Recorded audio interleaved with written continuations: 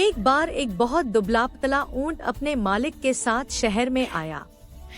लोग उसे देखकर हंसने लगे।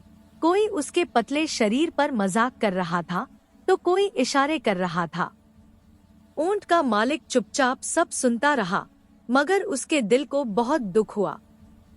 वह ऊंट को लेकर शहर से दूर निकल गया। रास्ते में एक हरा भरा मैदान मिला। वहां उसने ऊंट को ताजा हरी घास खिलाई और खुद पेड़ के नीचे बैठकर बादाम खाने लगा।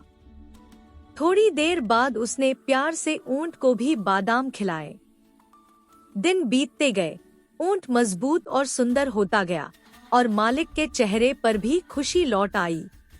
कुछ समय बाद जब वे दोनों फिर से शहर लौटे तो लोग हैरान रह गए। अब वही ऊंट ताकतवर और चमकदार लग रहा था। सब उसकी तारीफ करने लगे।